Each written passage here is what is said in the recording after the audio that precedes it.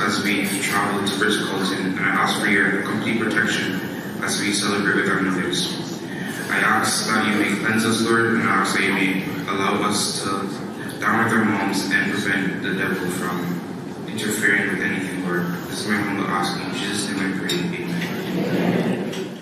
Good evening, everybody. Good evening. It was a little bit quicker than I expected. I stood here last year, not quite in as big a room, and the first thing I said is, I wish you could see what I can see, because this is a truly, truly beautiful sight. Boys, I've done it again. Gentlemen, give yourselves a round of applause.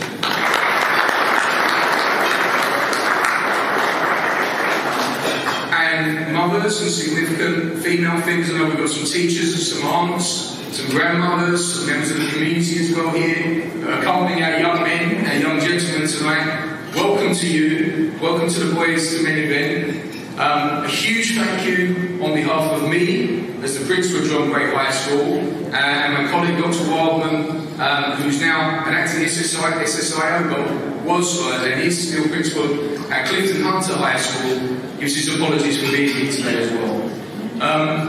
I'm fortunate I just got off a plane from visiting the UK. Been away for 3-4 days with the Ministry of Education officials and with the Education Council, some of the other principals at high school across the island, and I tell you, we visited 9 outstanding schools in inner London, and not one of them has a programme as good as this programme. And that's a testimony really to the Boyz to Men team.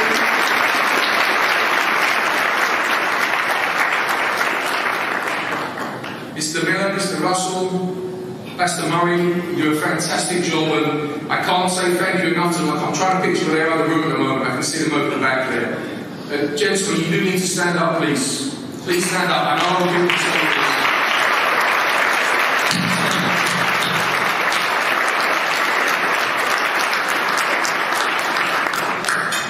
They absolutely live and breathe this organisation, and they can't do it without the support of you, gentlemen, parents, our community. And if you ever thought that you were cared for in Cayman Islands, look around the room today. You have the Premier himself here, Mr. Panton. Thank you so much for being here, and all the other honoured guests, including your dear wife.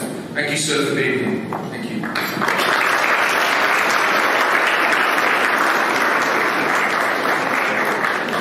I think the thing I'm most proud about with Boyz to Men is the stories. And you're going to hear some stories, maybe a bit emotional tonight. You're going to hear people's journeys.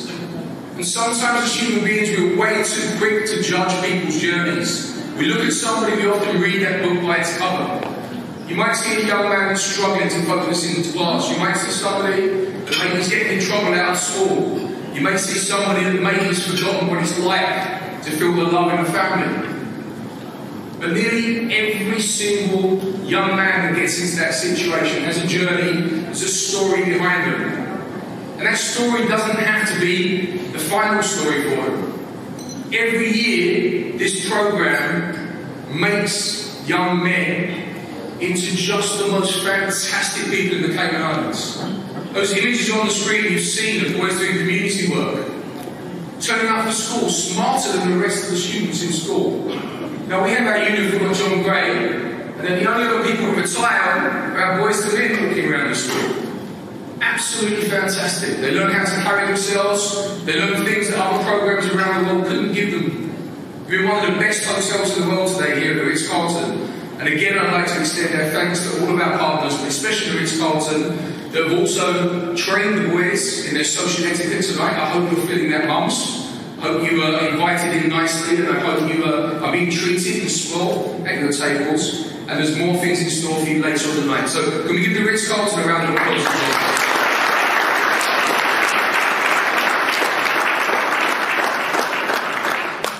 Finally, I think the thing that's really special again about this program is it doesn't stop.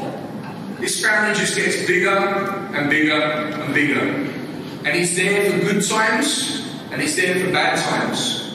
In recent years, you've seen when family members have lost people, or some of the boys have lost parents, or friends, and we've wrapped around and everybody's been there together for each other.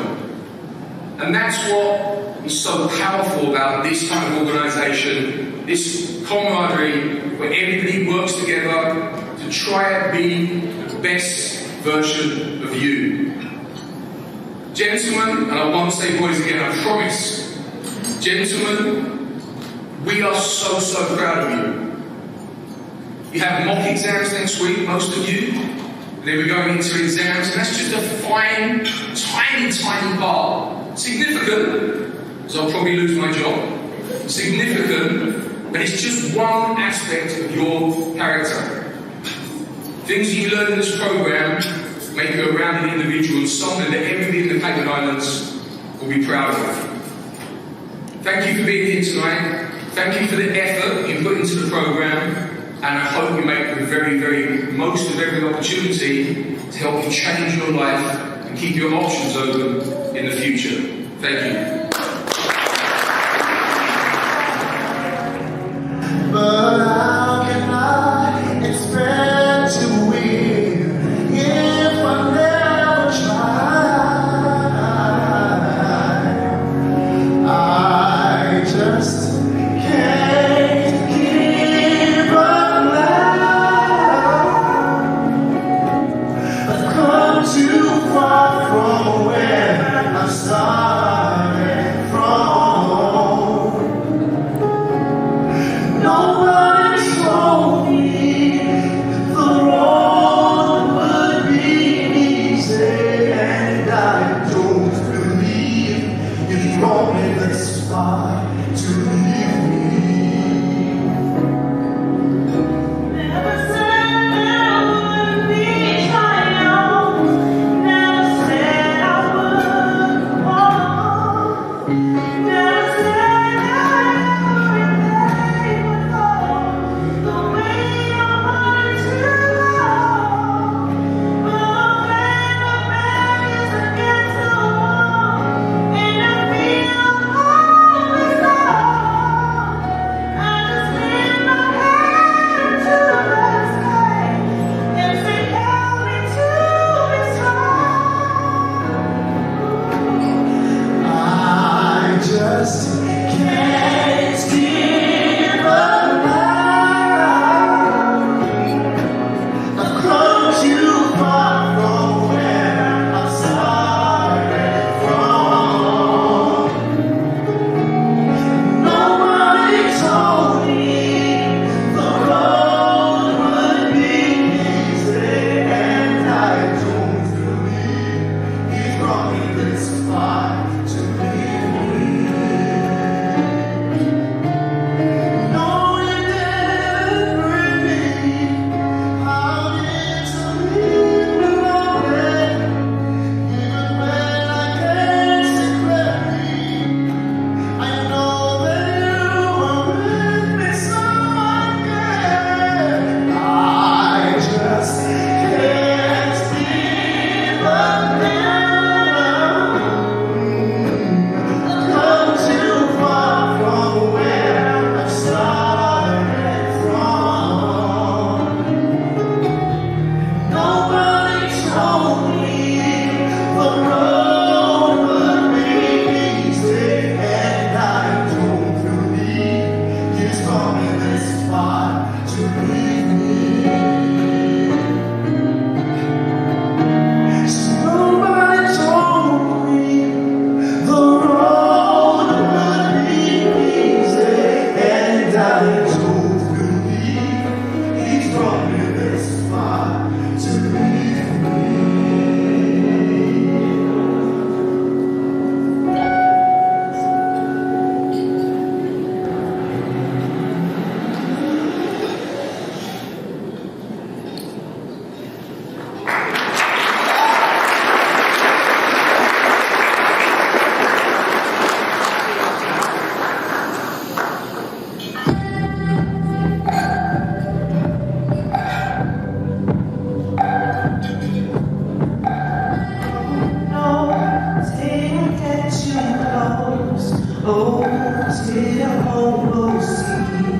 What's really on the inside?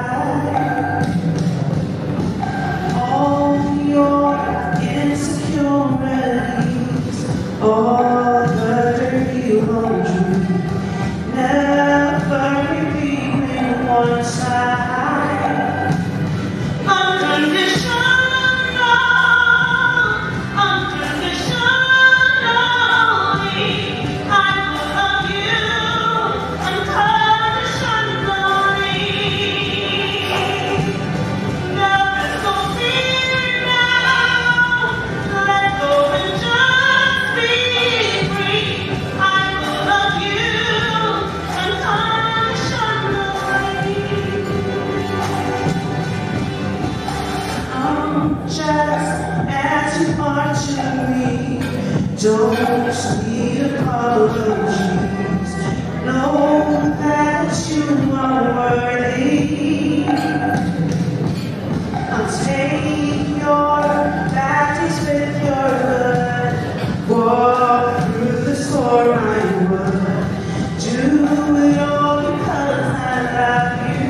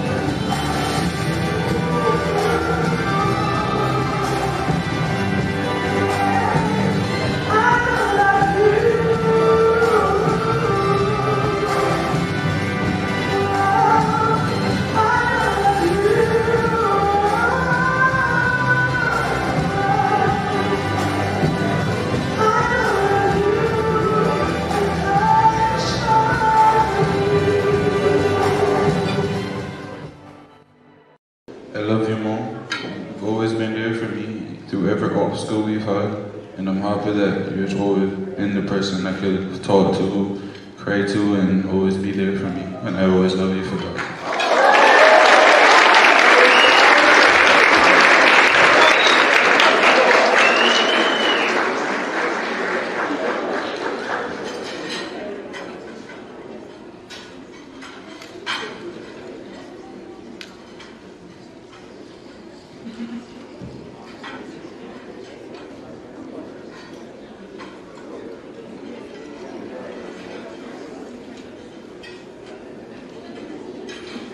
I love you, Mom, for helping me through everything and helping me through struggles and helping me to learn better and being the best mom for me.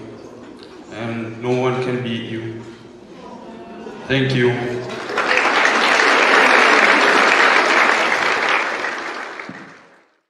I love you, Mom. I thank you for pushing me past my limits. I thank you for keeping me in the church and close to God. And I thank you for protecting me for these past 15 years. And I love you so much.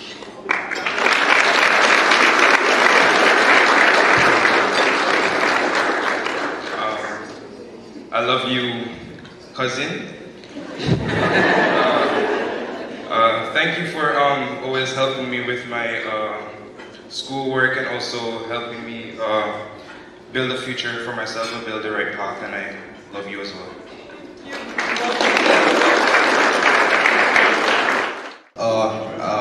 I love you, Mom. Thank you for raising me for 16 years of my life. Thank you for keeping me close to God. You were the most important moment in my life. I love you very much.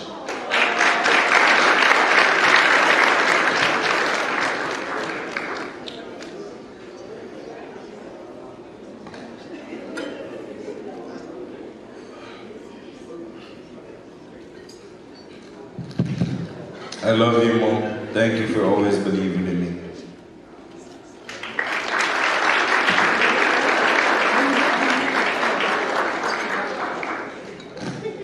I love you, Mom. Thank you for taking care of me my whole life and never giving up.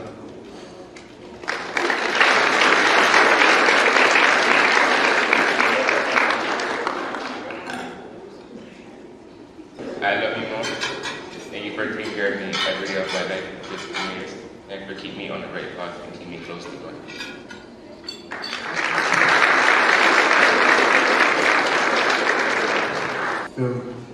Thank you, Mom, for being here for me all of my life, and I appreciate it. I love you.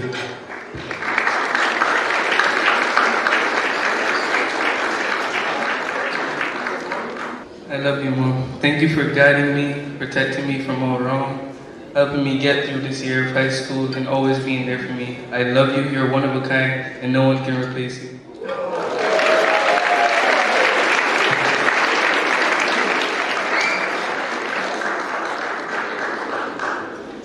I love you, Mom. Thank you for everything. Thank you for your love.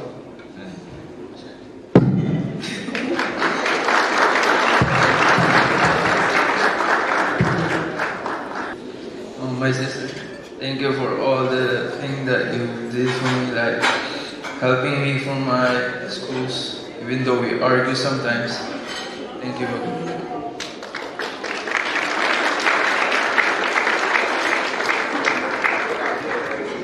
Thank you, dear my Auntie Sani, for everything that you ever done for me. And I love you.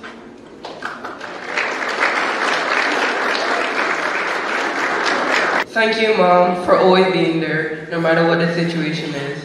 I love you.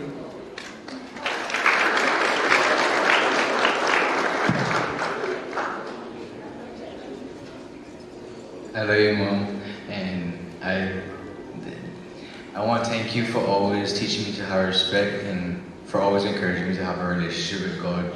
And I always gonna love and respect you for that. I love you.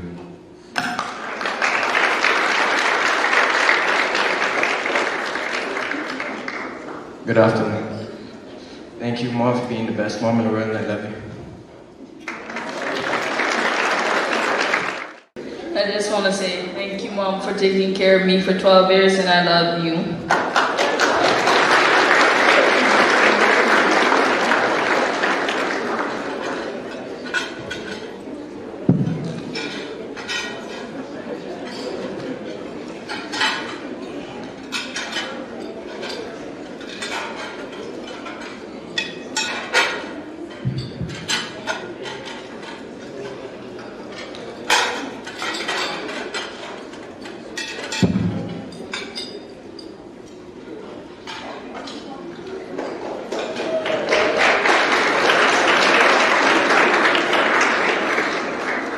Thank you, Tracy, for being there for me.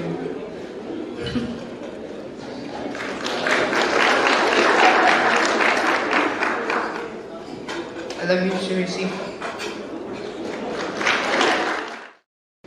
Mom, thank you for taking care of me for 15 years, supporting me through hard times, and helping me through my goals. Even though I don't understand, you try to explain it in a better way, and I love you for that.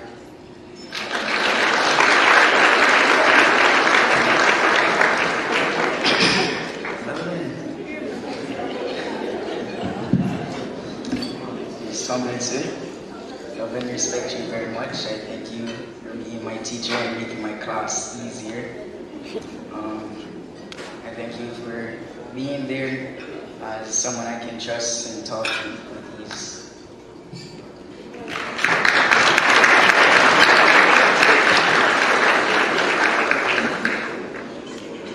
I love you, Mom, and I just want to tell you thank you for guiding me in the right path.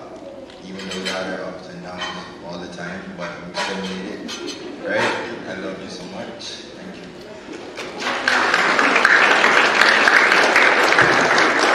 I love you, Mom. I thank you for always being there for me. You know, it's always been hard, and I love you.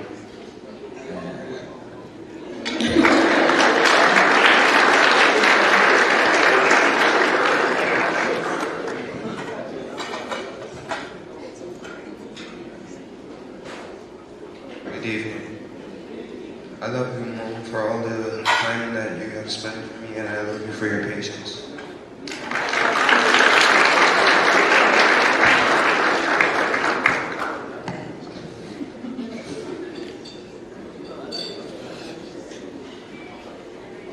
Good evening, everybody.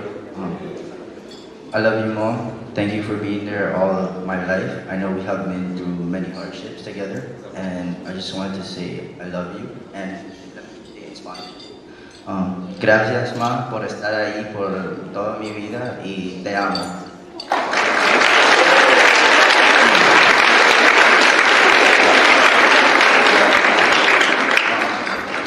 This is to my tutorial teacher. Thank you, Miss Brown. I know how you have been through my whole life in John Gray. You have pushed me to be the better me, and I just wanted to say I love you and thank you.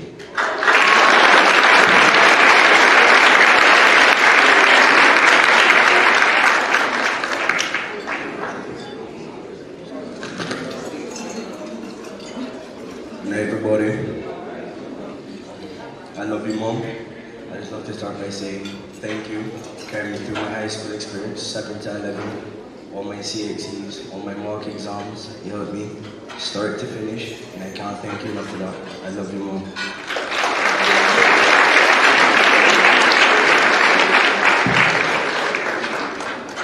Okay, so that's the last thing we'll stop. And thank you so much for sharing. Oh, there's one more. My apologies. Sorry. Good night. I love you, Mom. I thank you for being there for 15 years of my life, caring for me and raising me up.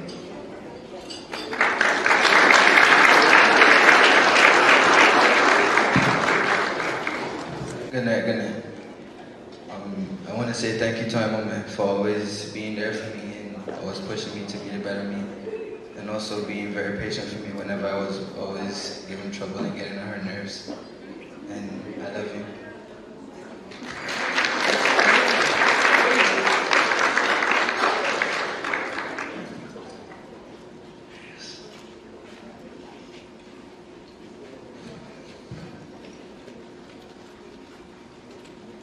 Right. Mom, I love you. I just wanted to say that I appreciate you being there for me through all my obstacles, you know, my reading problems, my behavior in primary school. I know I made you put you through a lot, and I thank you for sticking with me. Love you.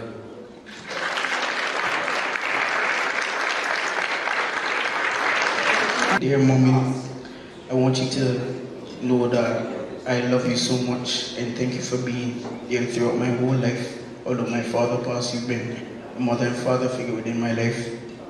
And I understand that I stress you all the time, and I know I could be a hothead sometimes. But I want you to know that your heart, I love you all the time. And I love you till I die.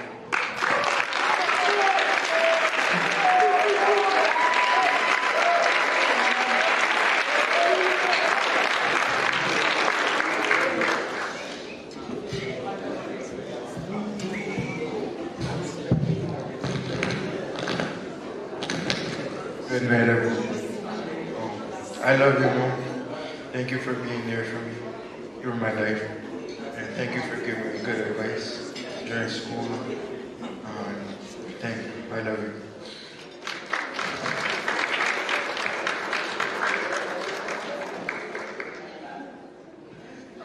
I love you, Mom. And I just want to say thank you for being there throughout the 16 years of me being in this world.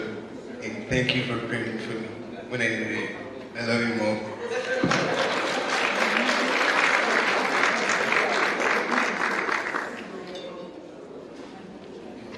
Good night, everyone. I love you, Mom. And it's not just a mom I see you as a hero, because for the past 8 months I went through an injury. And if it wasn't for you for bringing me to the hospital at the time, I would have died.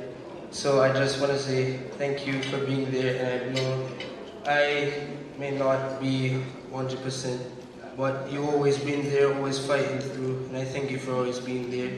And I thank you for letting me have a nice relationship with God, staying in Christ, and I love you for that.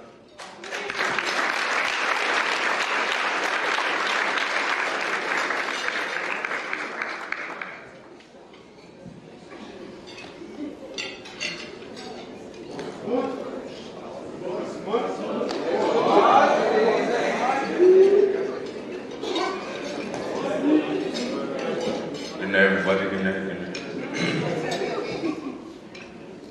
I love you, Mom. There's no word that I can find to say to you, you know. Oh, sorry. I love you, Mom. There's no word that I can say to you. I can say that I love you uncontrollably, yeah? You've been there for me. You stay up late nights with me doing my homework. Thank you for leading me through Jesus, you know, teaching me the ways, teaching me how to learn respect people, you know. You grew up to be a nice young man. And today, I'm thankful for standing right here, look at you in your eyes, and say that I love you. Thank you.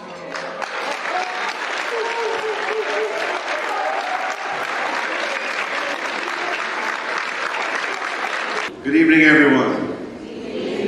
Oh gosh, what an incredible experience. Let me start by saying I had an invitation to 2 events tonight, and I was asked to choose which one I wanted to attend. Well, it was easy. I was always going to go with this one.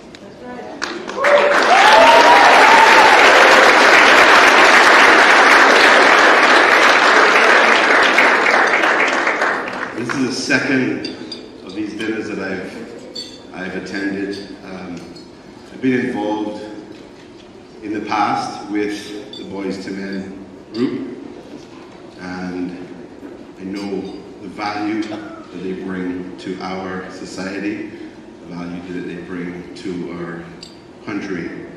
And I want to say that my heart was always going to tell me to come here tonight, to be with all of these incredible, fine young gentlemen, and the mothers, the teachers, the sisters, the aunties, and all the other strong, incredible women that have helped to mold them into the fine young gentlemen that they are tonight, because they wouldn't get here. And Mr. Murray, Mr. Miller,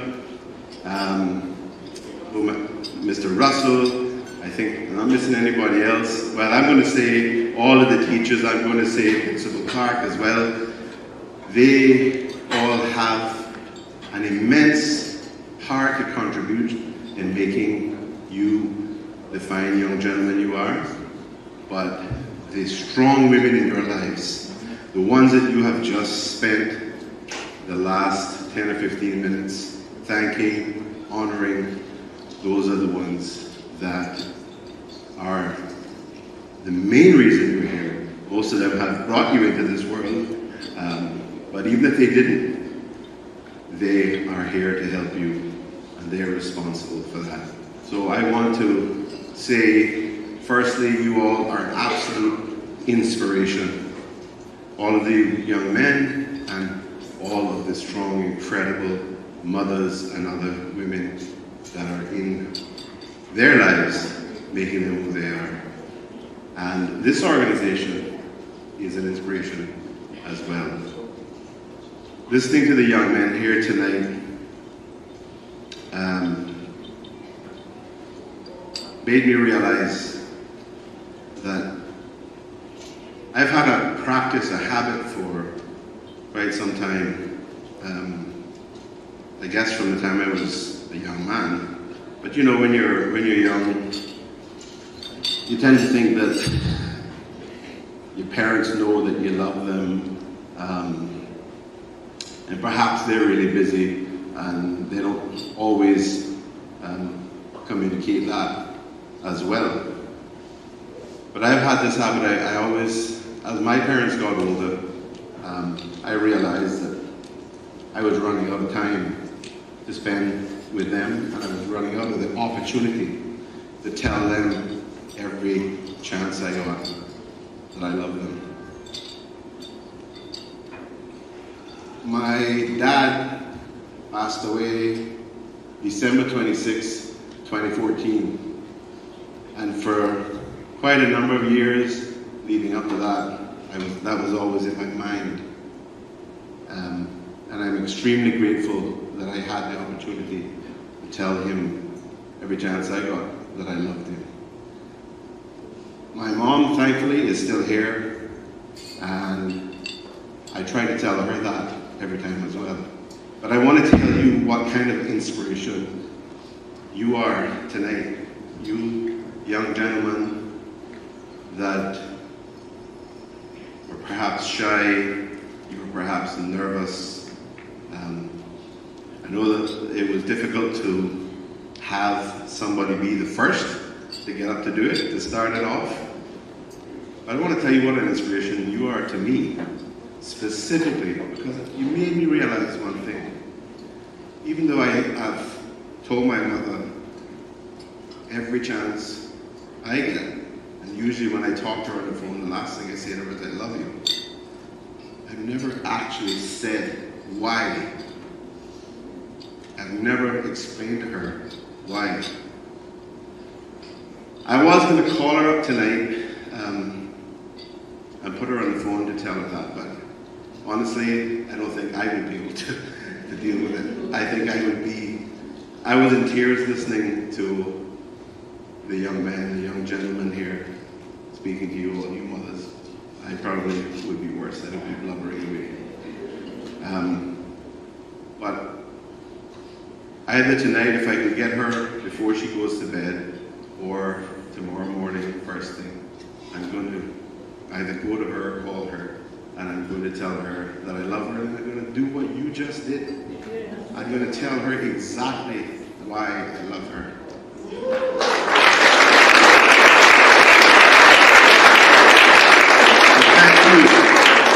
Thank you for being such an inspiration. I mean, amongst other things, she saved my life when I was 5 years old. I had just about drowned, and she grabbed me up. She said that I was blue, and somehow I managed to get out of the water. But she did this really interesting thing, and I wouldn't encourage it. If it happens to anybody else, don't follow this path. She ran with me and put me in a shower and turned the water on full blast. And I remember thinking at 5 years old, I survived drowning in the canal, but now she's going to drown me in the shower. But you know, that's what mothers do, right? They're going to do what they feel is an instinctive thing. I suppose she was just going to wash me off and dry me off and make sure I was well. So that's the inspiration that and the impact you've had on me tonight. I am going to make sure that I tell my mother before she goes to bed, if I have the chance, or first thing in the morning, exactly why I love her. So thank you all very much for that. I want to thank the Boyz II Men organization specifically for the opportunity that I've had to be involved with them. I'd sort of forgotten I've done it a few times in the past with different groups, and I'd forgotten that we had a fishing trip where we spent some time together.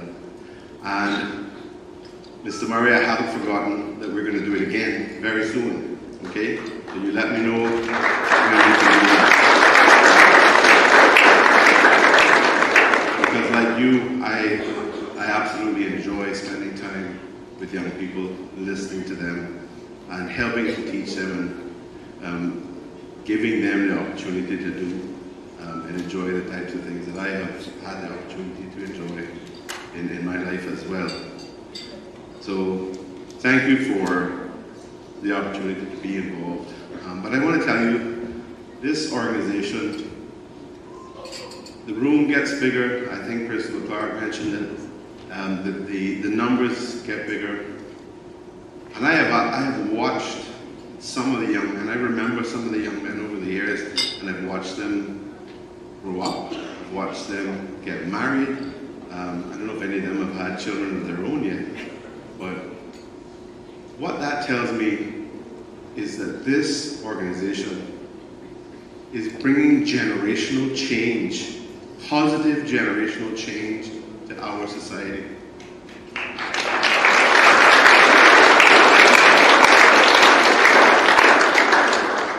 And it really takes all of us.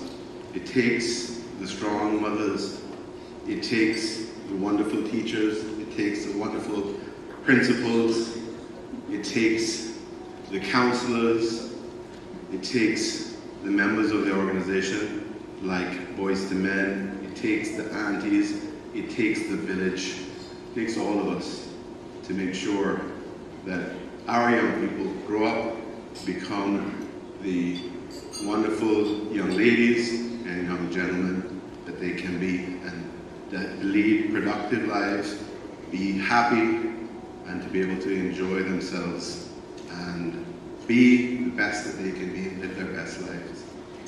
So thank you all of you who contribute so much to the lives of our young people. As politicians, we spend a lot of time thinking about how we can address a lot of the issues across the country, from a policy perspective, from a legal perspective, and also I'd like to think from a role model perspective, trying to make sure that we act in the way that we would like to see young people grow up to act as well and to be. But it is the people that have direct contact all the time that make so much more of a difference. And I thank you all so much for being incredible human beings and looking after other incredible human beings and raising them to be the best human beings, the best Caymanians, the best people they can be. Thank you all very much. I really, truly appreciate the opportunity to be here. This may not have been a lengthy speech, but I want you to know, and I hope you can tell it comes from the heart. I appreciate so much the opportunity to be here, and you have been such an inspiration. Good night. So, I must say this has been an incredible evening thus far. I realize I'm the only thing standing in between you and getting home, because you pretty much devoured your meals right now. So I'll try to keep this short. Mr. Murray said I had about an hour, but I'll try to cut it to about 10 minutes. Cut it to 10 minutes. And, you know, is it just me, or do you think that Mr. and Mrs. Reed need to cut an album ASAP?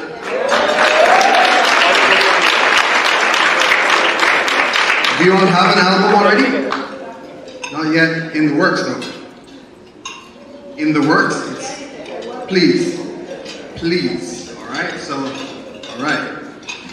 So, amazing. So, thank you so much. And in terms of our young men that had to speak a bit earlier, I want everybody to know it's not easy to get up and speak in front of people. You know, when they do studies, they realize that people are actually more afraid of public speaking than they are of death. That's seriously, it's not easy, right? So a round of applause again for our young men that had to speak earlier.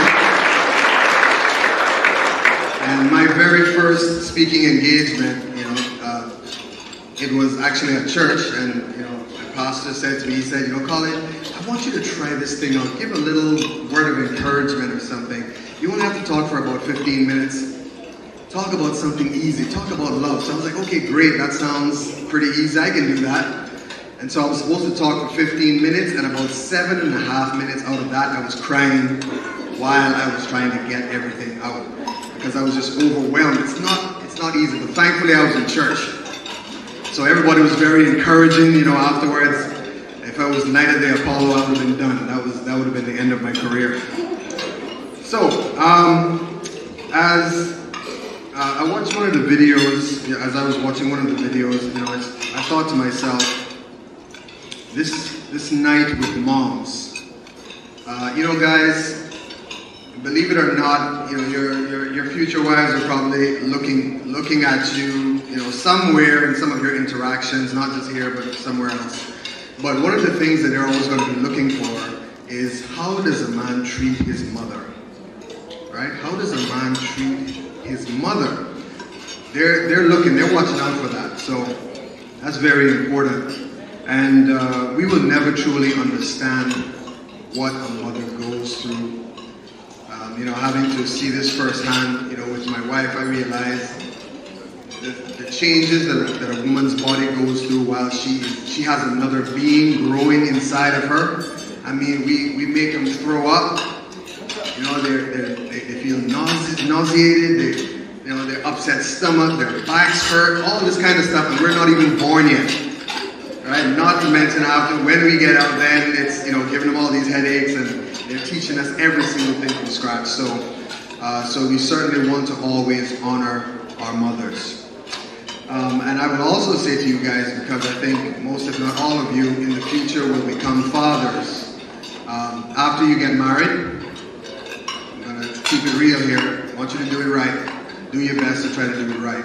I was raised by a single mother. It is not easy at all to try to do that by yourself. And I think for a lot of you, just know that you can set the tone for what you want your family to be like. So think about the man and the father that you wish you had. Some of you already have some great examples, then you want to follow that. But if not, just realize and think about the kind of example that you want to be for your children, all right? So as I thought about one of the ways that you can make your mom happy, I think that one of the best ways to make your mom happy is to make her proud. They want to see you win in life. They want to see you win. I think we all want to win in some way, shape, or form. So when you're thinking about winning, I had a few words of advice in terms of what I think it takes to win. And if you kind of break that down into an acronym, one of the things you want to look at is, think about the W. The first thing in the W is your why, your W-H-Y, your reason for doing whatever it is that you're doing. You know, Nietzsche said that if you know your why for living, you can endure almost any how. There are going to come some times in your life when you're pursuing whatever endeavor it might be, whether it's a career move, a business move, whatever that might be. But there are going to come some dark times. You know, there are going to be some times when you doubt yourself, or others may doubt you, and you may feel like, you know, maybe I've bitten off a bit more than I can chew. Can I really do this? But if you have a strong enough reason for doing whatever it is that you're doing, that will get you through the tough times. You have to have a strong why. Your purpose. The two most important days of our lives are the day we were born, and then the day we realize why we were born. So you must have a strong why. Then when I think about the I in win, that stands for initiative. Initiative. Don't just sit around and wait for somebody else to do something for you. Get up, take that step, have some initiative, take action. And when people see, there's nothing more admirable than seeing a young person trying to help themselves. And you'd be amazed at how many people are around you that want to see you do that and will help you in your journey. You have to take initiative. I think about this man by the name of Legson Kaira. And Legson, he was from a country called Malawi. And you know, he got off to a rough start because he was such a big baby. His mother actually was so stressed out and tired of having to carry him around, she actually threw him into a river and left him there. And then somebody who saw that went and picked him up, carried him back to his mom, and she was like, no, come on, you got to take care of him no matter how big he is. That was a rough start. But despite all of that, despite coming out of one of the most impoverished situations that you could ever think of, having to walk miles just to go to school and having to walk barefoot. Imagine, on your journey midway through, it rains, you're coming into school, completely soaked. You only have one set of clothes, no shoes. And then Lexon, as he started to show some promise, he decided, I want to go study in America. So his relative said, you know what, Lexon, that's a wonderful idea. So he said, you know what, I'm going to walk to the nearest city, and I am going to go to school in America. So they packed his bags. They gave him enough for about a 2-day journey. They didn't realize that it was over 3,000 miles to the city that he needed to actually go to. And he walked there. We're talking about days and nights, sleeping out in the wild. I don't know about you all. Maybe I watched too much National Geographic Explorer, but I couldn't handle that. I can't even do camping half the time, to be honest. So I can only imagine going out in the wilderness on this trek. There he is, 3,000 miles until he gets to this particular city. Then when he gets there, he asks for a job, and he's working in the library. As he's working in the library, he starts to read, he starts to look up different schools in the United States, and he decides to start filling out applications. Now, how he was going to get there, nobody had a clue. Could he afford to go to school there in the United States? Absolutely not. He couldn't even afford a pair of shoes. Yet still, when a school in Washington actually got his application, they approved it immediately because they couldn't believe what he was trying to accomplish, seeing his background from what he wrote to them and stuff like that. They were like, wow, this is incredible. Okay, Lexon, we accept you can come here and study. So then the next question was, how on earth am I going to get there? How am I going to get across the ocean? I don't have any money, anything like that. Well, it turns out, because he had taken this initiative, that all of the students, when they found out about what he was doing, they started fundraising, they started going around and actually raising funds for Lexon, and they sent the money that he needed to take a boat over to the United States. When he got over there to the college, his education was free. They scholarshiped him in. And that was because of the incredible initiative that Lexon took. Now, if you think about those kinds of odds, he went on to, get his master's and get his doctorate and become an author and all these kinds of things. If those were the odds that Lexon had to face, is there anything that you can't do? What's possible? I want you to really think about that. What is possible for you? There's a saying that a mind once expanded by a new idea can never return to its original form. What that simply means is when you have a larger vision of yourself, you can't unthink that. You can't go back to thinking the way that you used to. And so you need to understand that you have incredible potential. There's nothing that you can't accomplish. But as Henry Ford said, whether you think you can or whether you think you can't, you're right either way. Do you really think you can? I can tell you that you're surrounded by people here tonight that think that you can. But it's important for you to believe that as well. So for that, you need to have initiative.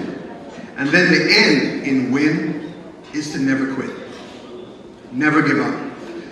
I want you to be able to process the failures in your life, right? Anybody heard about this guy called Michael Jordan? Anybody? Maybe some of you might know it. He was an okay basketball player. In my opinion, the greatest of all time. But Michael Jordan said, he gave this account of how many shots he missed and how many mistakes he made and how many times he had been trusted to hit the game-winning shot and he missed. And he said, I failed over and over and over again in my life. And that is why I succeed.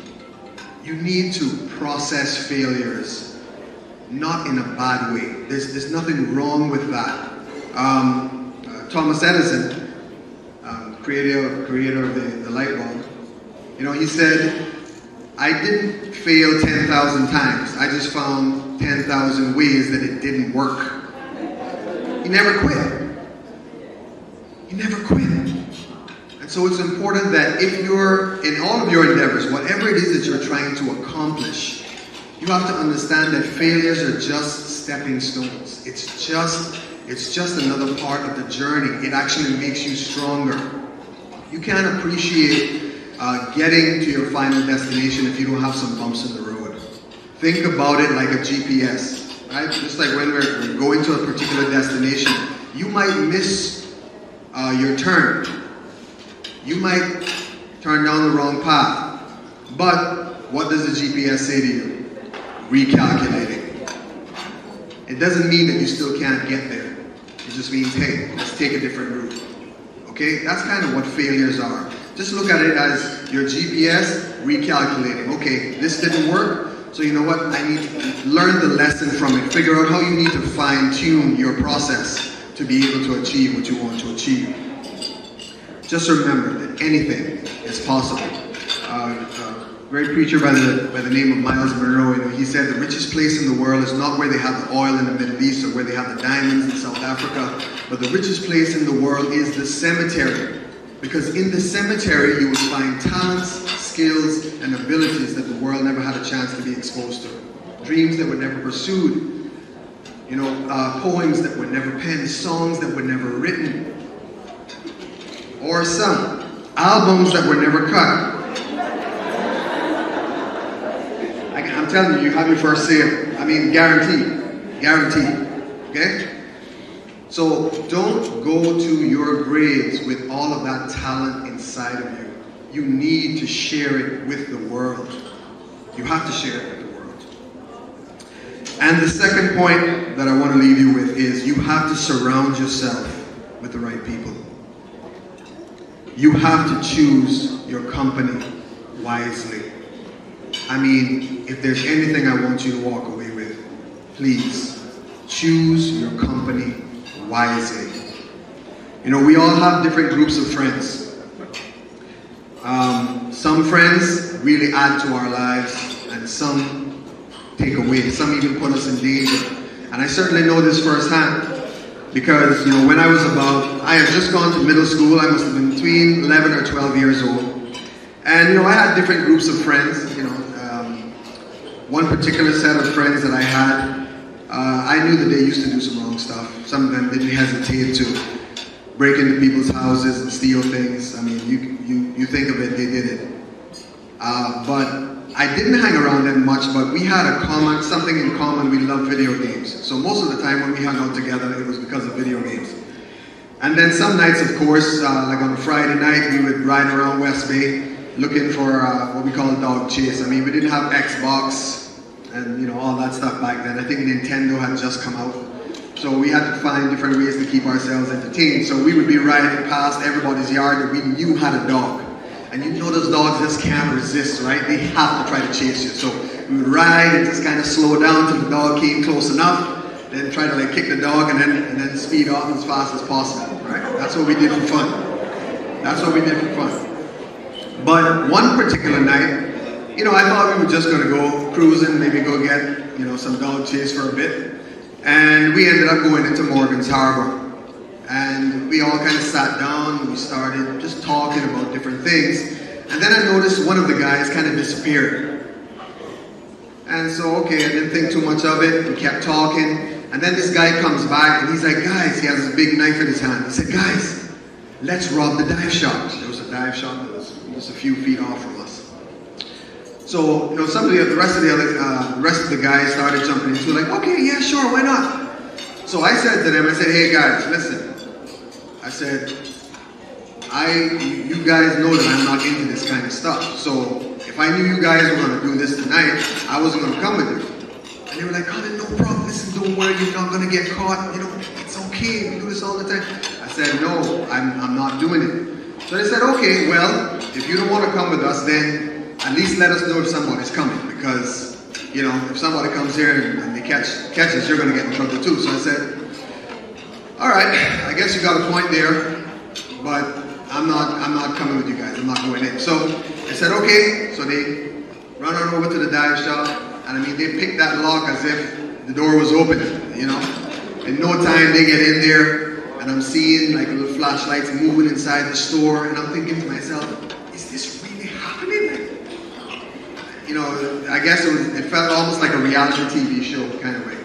And I have to say, curiosity got the better of me because I said to myself, I have to see what it is these guys are doing.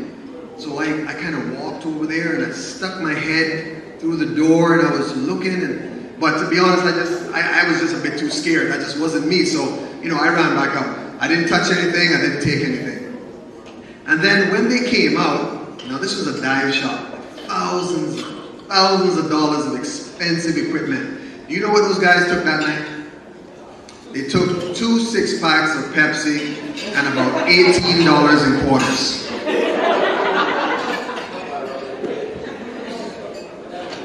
Go figure. Right? So, I mean, you know. So, anyway, nobody came that night. And, you know, I guess everybody thought we got away with it, right? So the next day I'm over at one of my friend's house. Again, they're playing video games. And then I see this police car pull up outside the house. So of course, I'm sure many of you guys know this feeling. You know you did something wrong, and then you think you're going to get caught, most of the time by your mom. And then your heart starts like, you know. Okay, so there I am now. I'm trying to play cool. I'm trying to act like I'm not, like I don't see this police car outside this house. And so in walks this police officer. I think he's still a part of the force today. Huge guy. He looked like he should be a linebacker in the NFL or something. I mean, he basically took up the door, right? I mean, this guy was so huge. And so, of course, he walks in, he says, excuse me, I'm looking for Colin Agnew. There's about 4 or 5 of the guys inside there, and he calls my name. So I'm like, okay. So he says, young man, get in the car. So here I am in the back of this police car, and you know, trying to play like I don't know anything. I'm like, officer, is there something wrong? And he said, well, yes. Last night there was a robbery. Some people broke into a dive shop. We found 2 of the people that were responsible. And I mean, those 2 guys, they were notorious. I mean, it's like anytime something went wrong in West Bay, the police just knew that they had to have something to do with it. So he said, we caught 2 of them, and we told them that if they told us who else was involved in the crime, we would let them go. And they called your name. Now remember, I was the only person that said, guys, no, we shouldn't do this. This is wrong, blah, blah, blah. I didn't touch anything. I didn't take anything. And so there were about 9 of us there that night, right, when that thing happened. So I said, okay, they caught 2, called my name. So I said, all right, it's me and the other 6 guys up in there then, I guess. Let me see who the other guys are. When I got there, and they took me to the back where the cells were, how many of those guys you think were there? None. None. I was the only name that they called. The one person who didn't touch anything, didn't take anything. So I realized that day that, you know what, even if I don't do anything wrong, the company that I keep can really mess things up for me. It can have a tremendous effect on my life. It can completely, you know, throw a curveball for you, right? So that day, I decided, I made up my mind. I said, all right. I said, well, I know from now on that this is not going to happen again. And my mother, I spent one night in the jail cell, and my mother had to come and bail me out. This one always gets tough for me when I get to this part. So my mother had to come and bail me out. And, you know, you would think, well, you know you're going to get some licks when you get home, right? But my mother didn't beat me, and she never had to. Because when I saw the look of shame on my mother, she couldn't even look up at me that day. So I promised her that would never happen again. And I kept that promise.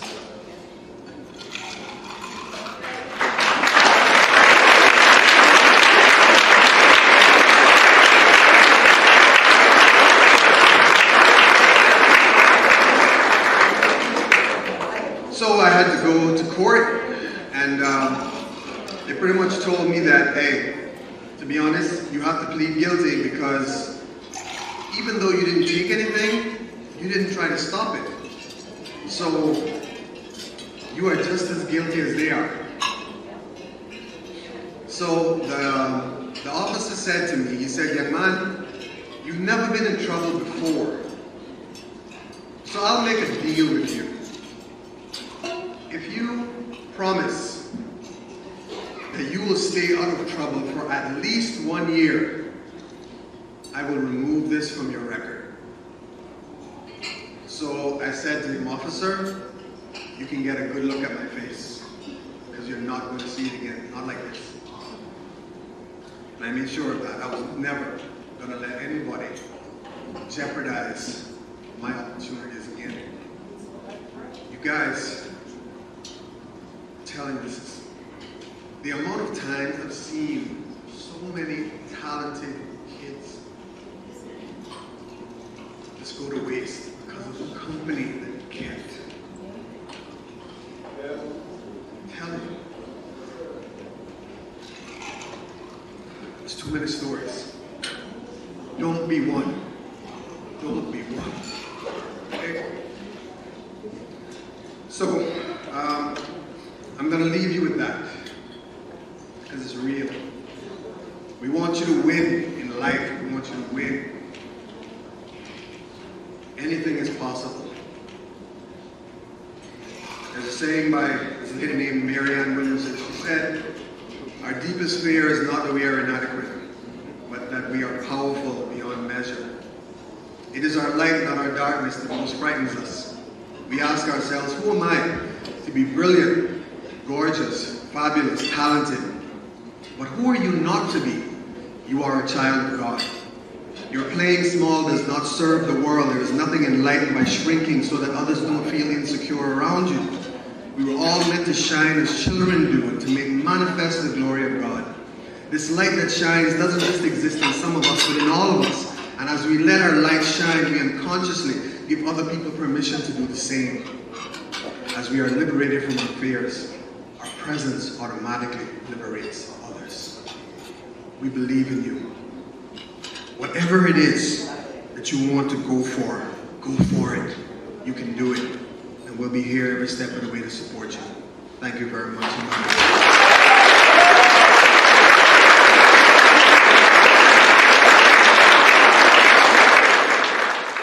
Let me see what spring is like on Jupiter, Mars, in other words, hold my hand.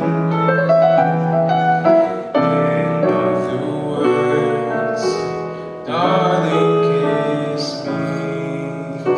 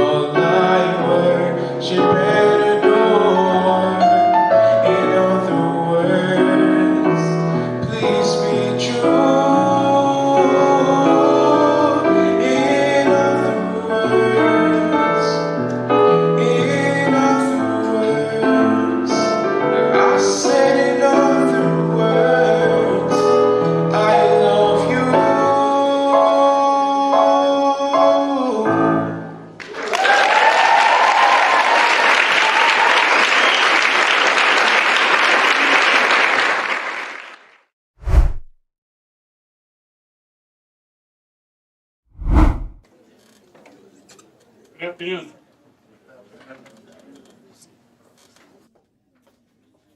Delayed start.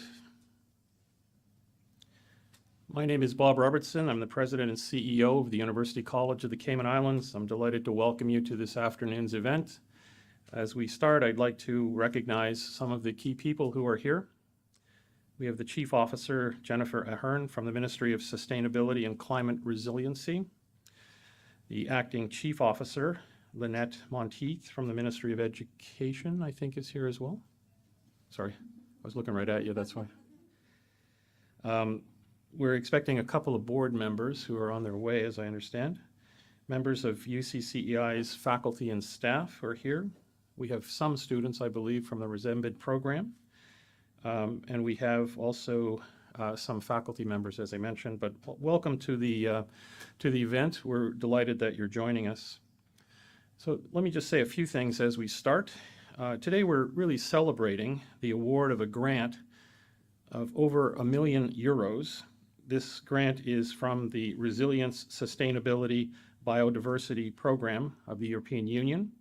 It is a fund that has assisted UCCEI and the government of the Cayman Islands in the last year.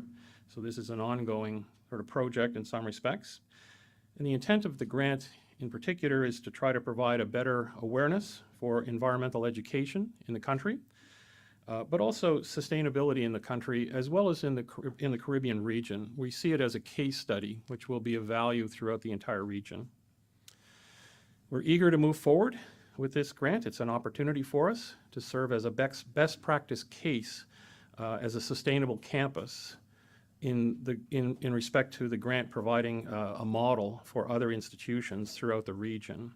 We've already been contacted by a couple of other institutions in the region about what this grant is about and how it will work, and if we will allow some transfer of knowledge about the grant to other institutions. It's also important, though, from the point of view of jobs in the Cayman Islands, because green jobs in particular, as most of you know, are particularly important now, and they will be in the future. So as the country continues to grow and the economy globally continues to grow, green jobs are particularly important. Further, through this grant, we will build the kind of infrastructure that's necessary to look at renewable energy, particularly on the campus. So we're looking, for example, at the installation of solar energy panels, which in a place like the Cayman is a no-brainer. We need to have some alternative sources of energy. So by doing that, it also affords the opportunity to train young people on the installation and maintenance of those types of devices, which is really important. So we're looking at a range of things. As many of you know, we already have a training program underway through an earlier grant that continues to this day. And so we have young residents of the Cayman Islands, both here and in Cayman Brac, who are actively involved in a variety of different trainings, and they're all certified trainings, which I think is particularly important. As an illustration of the ongoing commitment to sustainability at UCCEI, I think some of you are aware that we've recently become a signatory to the Principles of Responsible Management Education, which is a United Nations initiative, and it recognizes the UN's Sustainability Development Goals. So UCCEI is now one of only about 1,500 universities across the world who have committed to these SDGs through this Principles for Responsible Management Education. So we will start to introduce the principles into curriculum, into teachings. We will have, for example, a student-driven Earth Day this year. So a variety of things will happen as a result of that. Also, on a more applied level, UCCEI has recently attained status as a center for the National Center for Construction Education and Research. To me, this is critically important because it provides young residents of the Cayman Islands with certified skills, and the key word there is certified. NCCER is globally recognized. It is a U.S. credential, but it's recognized around the world, and it provides young people with the types of skill sets that are industry recognized and industry required. So as young people look to go into the workforce, which is why they're here, they want to have certified skills, and the NCCER brand is particularly important. Now, I think I saw Paul Puckering. Paul is the brains behind the NCCER, and we have to give him credit for the fact that this is the first island in the Caribbean to receive that status. So congratulations, Paul.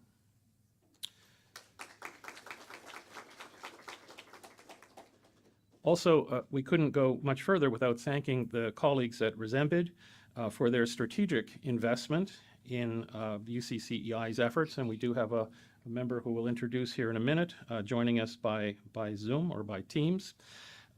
Their efforts in sustainability, I think, are to be credited not only with respect to this grant, but other grants that I know they're working on globally. So they have funded 2 programs, as I mentioned earlier. The first was about training young Caymanians and trying to get the skill sets necessary. That training continues to this day. And it was aimed primarily at unemployed or underemployed Cayman Island residents. This whole, green economy is changing on a very regular basis, and it's really important that we provide the skill sets for young people to stay ahead of the curve. So we welcome the important relationship with the European Union and with RESEMBID. In particular, their support has been critical for us to move forward. And as I mentioned earlier, we will commit to providing the case study information for this project to other islands in the Caribbean or other universities in the world. RESEMBID's overall investment in the Cayman totals in excess of 2.5 million euros through grants both to ourselves but also to the government itself. And we also have to recognize the technical support provided by the team at RESEMBID as we worked through the grant itself. And finally, let me thank the team members at UCCEI for their efforts in the planning, writing, editing, budgeting, and implementing the aspects of the grant which are so important. This has not been easy to do in some respects, and it's certainly been a team effort. So specifically, let me thank the interim dean of STEM, who I had seen, Ms. Hargrove, who is here.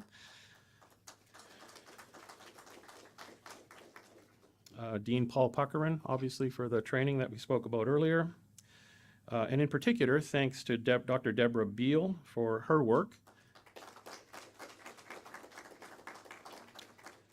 Not only on the grant, but for her real passion, her real evident passion with respect to environmental awareness, not only at UCCEI, but throughout the country. So, Deborah, thank you.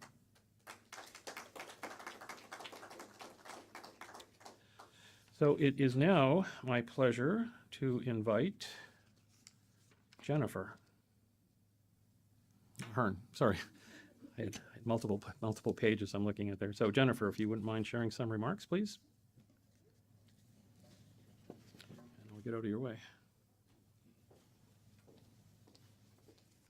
Thank you very much. Good morning, everyone. I bring apologies from Premier Panton. He was planning to join us this morning, but unfortunately, just before we were due to leave the government admin building, he got called into another meeting. So he handed me his remarks and asked me if I would come and offer his apologies as well as his congratulations to everyone here. Protocol has been established, but I also want to take this opportunity to recognize some members of my ministry team and our ministry's RESEMBID project team who are here today, as well as the chairman of our Energy Policy Council, Mr. James Whitaker, who's sitting here in the front row this morning. So again, good afternoon, and I am honored to be here today to join you in celebrating this tremendous accomplishment. This latest 1.1 million euro grant is the second one achieved by the University College of the Cayman Islands from the Resilience, Sustainable Energy and Marine Biodiversity Program, also known as RESEMBID. Between UCCI and the Cayman Islands Government Ministry of Sustainability and Climate Resiliency, the Cayman Islands has now secured more than 2 million euros in grant funding for 4 projects that will support our country's transition to a sustainable and secure energy future. I know from discussions with my own ministry team that navigating the grant application process is a rigorous undertaking, and I would like to congratulate UCCI for successfully achieving not 1, but 2 grants. I also want to recognize RESEMBID and its partner agencies for their continued support of sustainable development here in the Cayman Islands. Since December 2021, RESEMBID has awarded no less than 8 grants to organizations across our 3 islands, including the Central Caribbean Marine Institute, the Mangrove Education Project, the Cayman Islands Red Cross, the Ministry of Sustainability and Climate Resiliency, and of course, UCCI. These investments in local environmental conservation, disaster preparedness, and sustainable energy projects come at a time of great uncertainty. Around the world, people are struggling to meet the increased costs of food, fuel, and goods. The impacts of climate change, such as rising seas, increased temperatures, changing weather patterns, and stronger, more frequent storms, have gone from being distant predictions to ongoing realities that are upending lives and livelihoods across the globe. In the face of such immense challenges, the need for innovative, impactful programs that support sustainable development is greater than ever. Many of you may have noticed when you've seen the Premier speaking that he wears a pin just under the Cayman Islands coat of arms on his lapel, and it's the same pin that I'm wearing this morning. And for anyone who's unfamiliar with this symbol, each color in this wheel represents one of the 17 United Nations Sustainable Development Goals, or SDGs. These interlinked global goals are broad-reaching and lofty. They call for an end to poverty and hunger, for peace around the world, access to clean water for all, healthy marine and terrestrial environments, and sustainable climate-resilient human communities. The SDGs demonstrate the interlinkages between the main challenges facing humanity and underscore the need for integrated solutions that address these complex issues holistically. The SDGs are a blueprint for achieving peace and prosperity for people and planet, now and into the future. There is a saying, "We do not inherit this earth from our ancestors, we borrow it from our children." To me, the Premier, and our entire ministry team, that's what sustainable development means. It's more than an abstract concept. It's a contract between our generation and the children of tomorrow. We have a right to seek our own prosperity today, but not at the expense of the generations to follow, not at the expense of the young people who are sitting in the classrooms on this campus as we speak. We must hold ourselves accountable for the environmental and cultural legacies, economy, and society that we leave behind, at the same time that we work to meet the needs of the most physically and economically vulnerable members of our community today. Today's vulnerable and tomorrow's children. They are who we need to think about when we consider how we create and consume energy, which technologies and innovations we embrace, and what we learn and what we teach. Our continued reliance on fossil fuels poses significant risks to our nation's energy security, our cost of living, and our environmental health. We have to shift away from our reliance on expensive, volatile, and polluting fossil fuels to affordable, reliable, and clean, renewable energy. Transforming our energy systems is about improving quality of life for everyone who calls the Cayman Islands home today, safeguarding the health of our natural environment, and cultivating a lasting legacy of sustainability that will allow future generations to thrive in their homeland. I'm immensely proud to wear this pin today, knowing that the programs developed by UCCI and the Ministry of Sustainability and Climate Resiliency are going to advance our national progress towards several of the Sustainable Development Goals, such as Goal 4, ensuring inclusive and equitable quality education and promoting lifelong learning opportunities for all. Goal 7, ensuring access to affordable, reliable, sustainable, and modern energy for all. Goal 8, promoting sustained, inclusive, and sustainable economic growth, full and productive employment, and decent work for all. Goal 9, of building resilient infrastructure and fostering innovation. Goal 11, of making human settlements inclusive, safe, resilient, and sustainable. And Goal 13, taking urgent action to combat climate change and its impacts. By enhancing energy efficiency in existing affordable homes and public sector buildings, expanding our renewable energy resources, increasing opportunities for STEM education in science, technology, engineering, and mathematics, and enhancing our local capacity in trades that are environmentally and economically sustainable, these programs will have an enduring positive impact on the sustainable development of the Cayman Islands. I hope that you will all leave the event today inspired by the change makers that we have in our community, by their optimism for the future, and their passion to leave the world a better place than they found it. Each of the programs that we are here to celebrate today started out as an idea. It took a lot of hard work to turn those ideas into fully fledged programs, and even more work to secure the funding to make them a reality. And I'd like to ask you all to join me in a big round of applause for everyone who was involved with getting these grants for the Cayman Islands.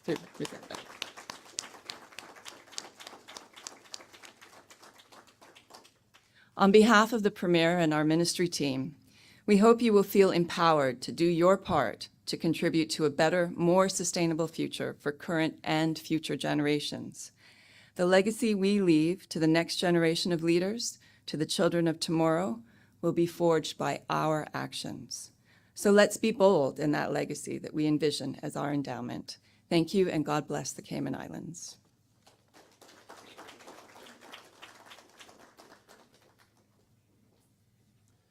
Thank you, Jennifer. Just as an aside, I had an opportunity a few weeks ago to attend a national energy policy workshop put on by the ministry and by Jennifer's team, and I have to say I was very impressed by the work and also by the participation of everyone who was there. I was quite amazed. Usually in meetings like that, it's you could hear a pin drop, nobody participates, but in your meetings it actually went beyond time and everybody said lots of things, and very positive things. It was really interesting. Thank you very much for that opportunity, and thank you for your remarks. I'd like to ask the Acting Chief Officer, Ms. Monteith, if she would say a few remarks from the Ministry of Education, please.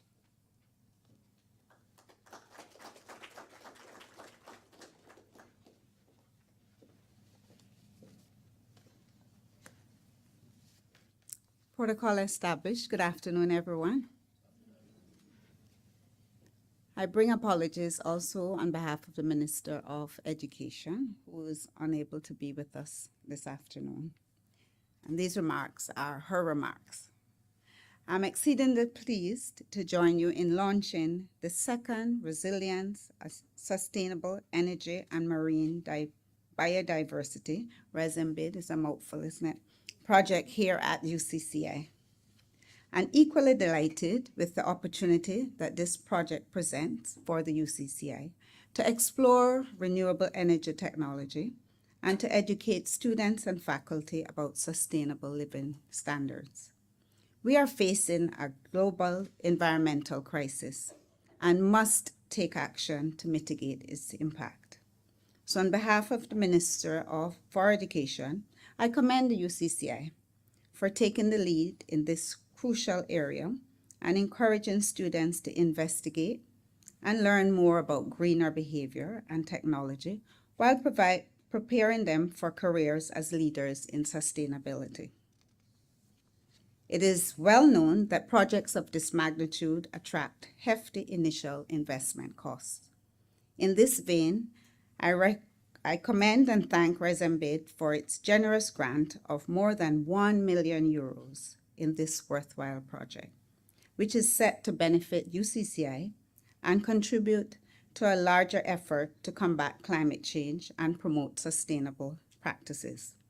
The Ministry of Education recognizes the importance of education in building a more sustainable society, and we are pleased to support this program. I encourage all students and faculty members to take advantage of this opportunity and contribute towards a more sustainable future. In conclusion, I thank UCCI, the European Union, the Ministry of Climate Change and Resilience, and other stakeholders for their efforts and commitment to promoting sustainable practices. Let us continue to work together towards a more sustainable and resilient future. Thank you.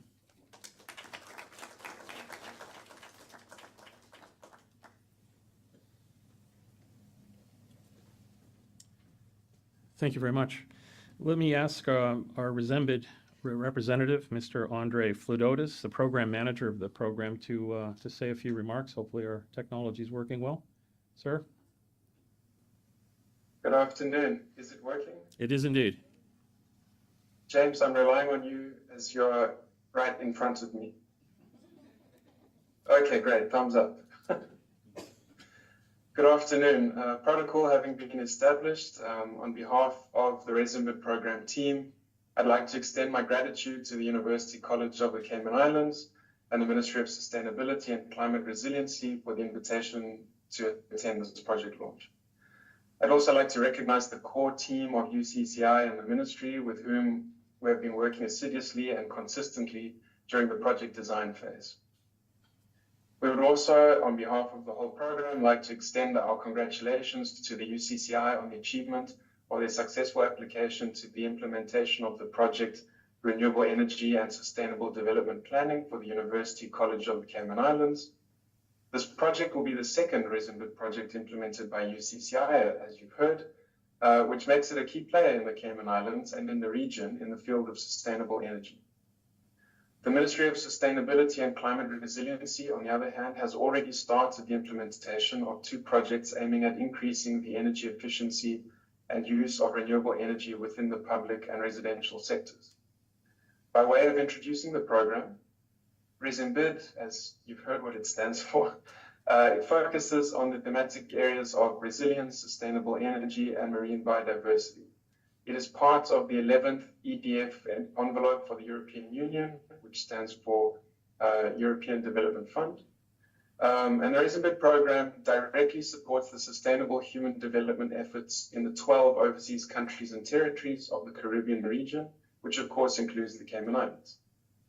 In the dispensation of this program, I must first and most importantly recognize our donor and partners without whom RESEMBID and the Development Trust, which it supports, would not be possible. I'd like to take the opportunity to acknowledge our implementing partners, who are, of course, the 12 Caribbean overseas countries and territories, the European Union, our donor, having made available the financing required for this action, and Expertise France, the Development Cooperation Agency of the Government of France as the lead program implementation partner. The success of the RESEMBID program is only possible because of the innovative and impactful projects and ideas that stem from the OCTs. At RESEMBID, we are proud to support the UCCI and the Cayman Islands government's efforts and their commitment in the sustainable green energy transition. This is the case notably through these projects that will have tangible and long-lasting benefits for the inhabitants of the Cayman Islands, including the university and their broader communities. Indeed, these RESEMBID-supported projects target innovative pathways to enhance the renewable energy and energy efficiency transition on the UCCI campus and at the national level. This will be achieved through the implementation of comprehensive sets of activities, including, amongst others, the support and development of sustainable plans and frameworks, implementation of pilot projects, training activities, and public awareness campaigns. We're honored and delighted to virtually take part in the launch of these meaningful and impactful projects. The RESEMBID team joins me in wishing the UCCI and the Ministry all their success in the continued implementation of these RESEMBID projects. Of course, it would be remiss of me not to acknowledge the contribution of the European Union, who fund not only this, but the rest of the 47 projects across the OCTs, including this and the other critical initiatives that have already been mentioned today in the Cayman Islands. This will undoubtedly make a substantive impact within the campus and also more broadly in support of the country's energy transition. Thank you all for your attention and congratulations again on these significant achievements.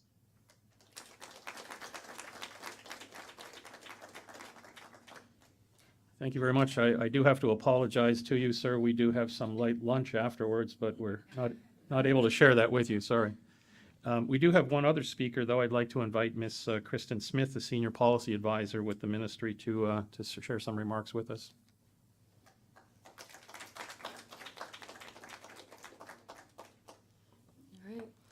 Good afternoon. I want to echo all the congratulations that have been shared so far to UCCI for their success in achieving the latest RESEMBID grant.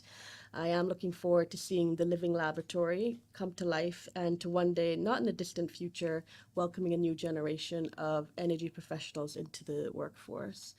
As the Chief Officer mentioned, the Ministry of Sustainability and Climate Resiliency has also been privileged to receive 2 grants from RESEMBID in support of the Cayman Islands Government Energy Efficiency Program. This program consists of 2 components: a residential energy efficiency program that will reduce burdensome electricity costs on affordable housing residents, and a public sector buildings project that has the potential to reduce greenhouse gas emissions and save thousands of dollars on electricity consumption. The project management team is here with me today, which was part of the RESEMBID contracting and management team. We have Miss Lucy McLaughlin, and which is the project manager, and Kilwana Wright, the project manager assistant for the residential program. And we have Miss Megan Koliakovo for the public sector building program, and Miss Jody Ann Griffiths from our liaison with public works. So huge thank you for coming to help make this dream come true. Although renewable energy is often where our minds turn to first when we think about sustainable energy systems, energy efficiency measures are complementary tactics that contribute to a more sustainable Cayman Islands for all by reducing our reliance on fossil fuels, enhancing the efficiency of our offices and homes, and helping our community navigate higher energy efficiency costs. According to the United Nations, energy efficiency is essential to achieving global climate goals. Improving energy efficiency has been a passion project since joining the ministry. Saving money through energy efficiency is possible. We've seen it with the home energy efficiency competition that we launched in 2020, where the winner reduced her energy consumption by 50% just through air conditioning upgrades and adding insulation. The submission to RESEMBID was a request for funds for a similar project to retrofit more homes and public sector buildings.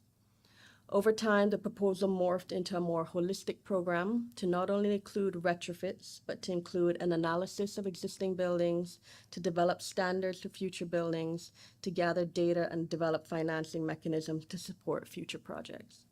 It was then split into two programs, the public sector and the residential. Both programs will include the energy audits and the retrofits. For the public sector, we will be auditing 13 buildings and selecting, based on these results, 3 will be chosen for actual retrofits. And they will receive, we're looking to focus on air conditioning and spray foam, building sealing the building envelope. The residential program focuses on homes built by the National Housing Development Trust, and we are working with the director, Mr. Julio Ramos, for this program.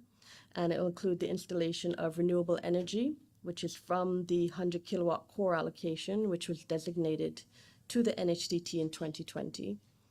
And they will also have energy monitors installed for persons to monitor their consumption in real time via an app on their phone. Taking on these pilot projects will reduce the cost of living for NHDT residents, help governments save on recurrent expenditures by reducing energy consumption, and raise awareness about social, financial, and environmental benefits of increasing energy efficiency, which are essential to achieving the objectives of the National Energy Policy. In addition to the benefits of energy, emissions, and financial savings, building capacity in our local energy sector is an important aspect of both programs.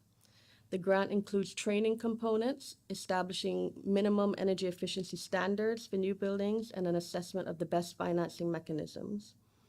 Effectively, the RESEMBID grants will help us build a solid foundation upon which to expand, and this is just the beginning. We are very grateful for the RESEMBID program through Expertise France for their support to progress these grants, and for the regional information sharing opportunities with the 12 Caribbean overseas countries and territories.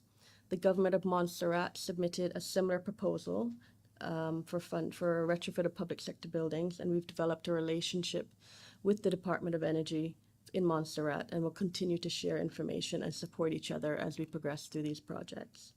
I'd like to encourage everyone to stay tuned to energy.gov.ky or at Cayman Energy on social media for regular project updates and more information on home improvements and lifestyle changes. Thank you very much.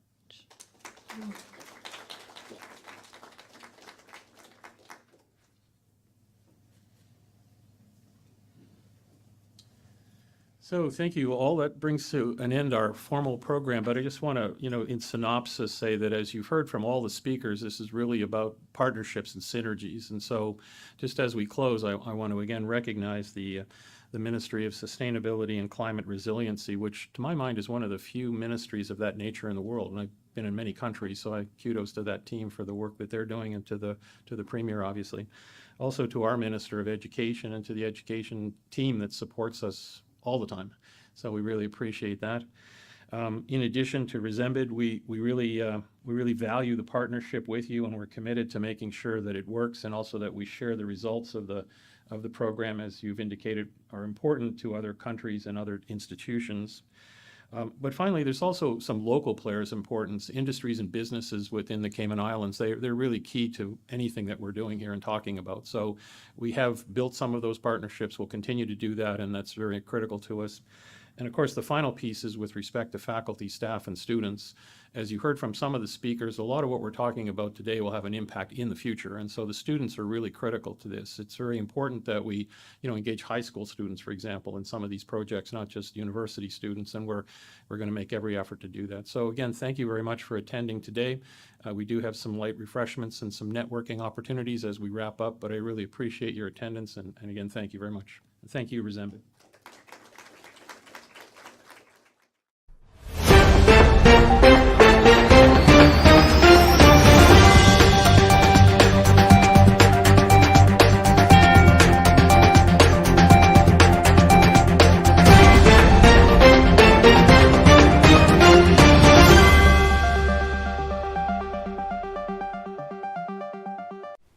Hello, I'm Kevin Watler, and this is your CMR Daily Buzz. Here's a summary of some of Cayman's latest headlines. 15-year-old Shania Beckford, who was first reported missing last week Tuesday, has been located and returned safely. She appears to be in good health, and the Royal Cayman Islands Police Service thanks the public for their assistance in locating her. Cuban migrants at the CBC Detention Center are protesting their living conditions at the facility, demanding that they be treated better. They have complained about the sanitary conditions of this facility, as well as about their meals being late. The Cayman Renewable Energy Association has accused CUC of drip feeding the Cayman Islands' renewable capacity rather than allowing individuals to take renewable installations on their properties into their own hands. 2 national teams will be traveling to represent the Cayman Islands for the 2023 CRIFTA Championship. The Honorable Bernie Bush offered congratulations to both teams as they began final training and preparations ahead of the games.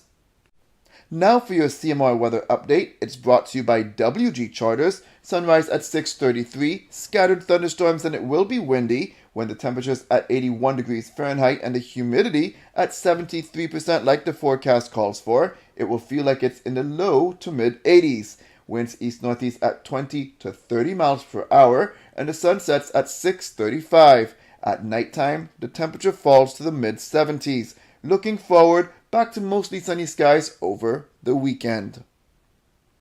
If you would like to know more on any of these stories, visit CaymanMallRoad.com or follow Cayman Mall Road on Facebook, Instagram, LinkedIn, Twitter, and YouTube. That's it for now on the Daily Buzz. Thank you for joining me. Please stay safe, and God bless.